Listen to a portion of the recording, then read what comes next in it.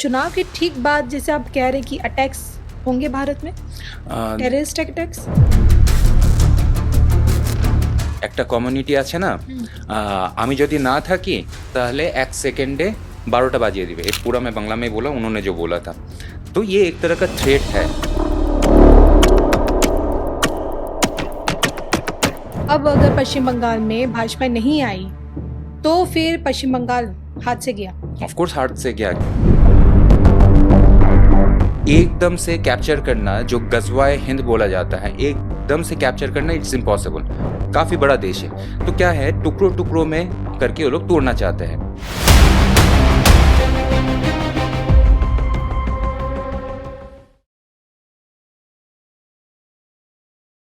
हमारे दुश्मन हमारे खुद के देश के अंदर है। Yes. लेकिन आपने देखिए पश्चिम बंगाल का नाम लिया, बताया कि मुर्शिदाबाद में जिस तरह से सीमा खुली हुई है और बांग्लादेश से जिस तरह से यहाँ पे चीजें आ रही है, हर तरफ आतंक भी आ रहा है, सब कुछ आ रहा है।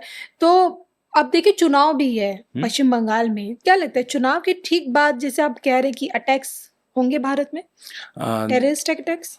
देखिए, इस बार का इलेक्शन बहुत ही इम्पोर्टेंट है, क्योंकि आज से 6 महीने पहले से ही बांग्लादेश का जो अंसारुल बांग्ला टीम, उनका जो नायब अमीर बोला जाता है, the supreme leader of Ansarul Bangla team, उनका नाम है जसीमुद्दीन रहमानी।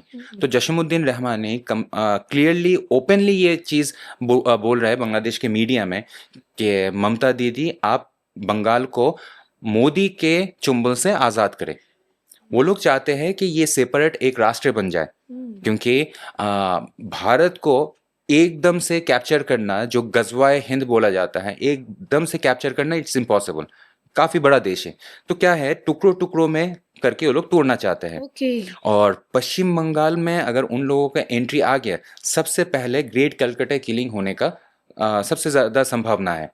अभी कुछ दिन पहले का एक स्टेटमेंट ममता बनर्जी ने क्या दिया था, सबके सामने उन्होंने एक मंच पे खड़े होकर बोल दिया कि एक कम्युनिटी है ना, उन्होंने ऐसे ही बोला था बांग्ला में कि एक कम्युनिटी है ना, अगर हम कभी नहीं रहे तो सिर्फ एक ही सेकंड में तुम लोगों का 12 बजा देगा। जी हाँ, बांग्ला में यही बोला था कि अगर मुझे कुछ होता तो वो तुम्हें नहीं छोड़ेगी।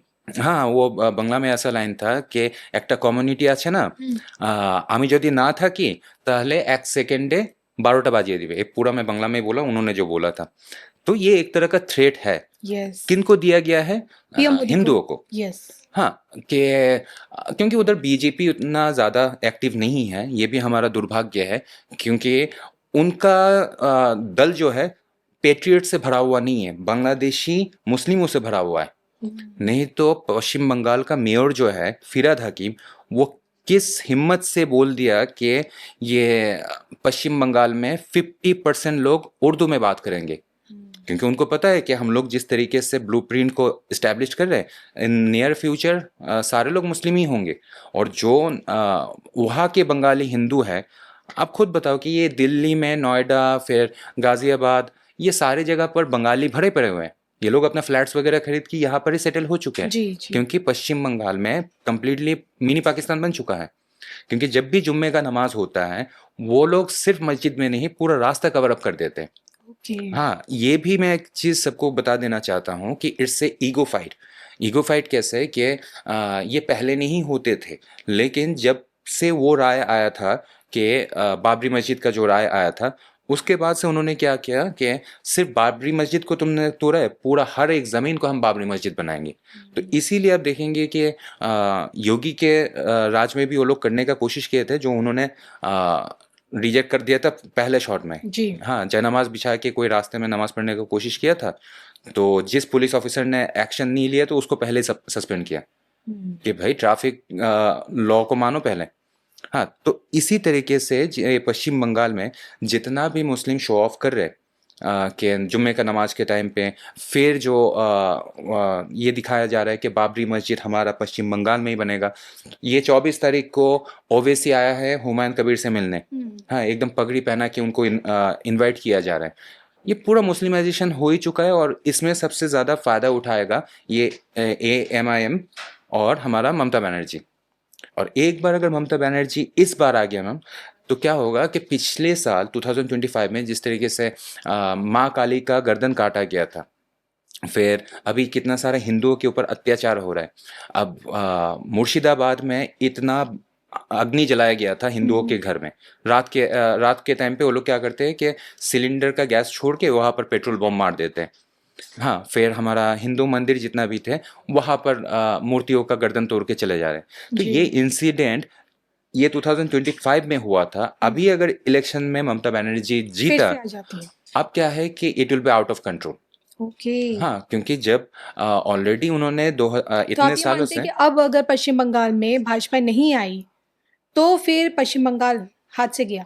ऑफ कोर्स हार्ट से गया कि हमारा ये हिंदुस्तान का सबसे लिटरेचर के साइड से अगर सबसे रिच है, जैसे हमारा रविंद्रनाथ टैगोर, हुँ। जिस इंसान ने गीतांजलि लिख के नोबेल अवार्ड मिला था उनको, फिर उन्होंने 3 कंट्रीज़ का नेशनल एंथम लिखा है। हुँ। हाँ, श्रीलंका, इंडिया, जनगण मन और बांग्लादेश का अमर सोनार बांग्ला।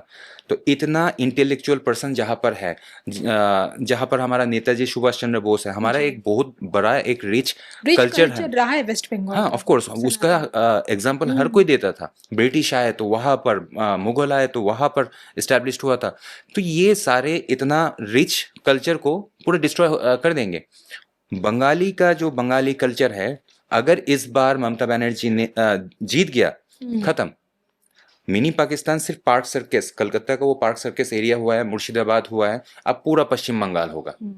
क्योंकि अभी थोड़ा-सा आशा रखा हुआ है कि बीजेपी जीतेंगे, लेकिन अगर नहीं जीत पाया, जी। तो बंगाल बांग्लादेश बनने में ज़्यादा दिन टाइम नहीं लगेगा। चलिए, संभावना लग रही है आपको कमल के खिलने की?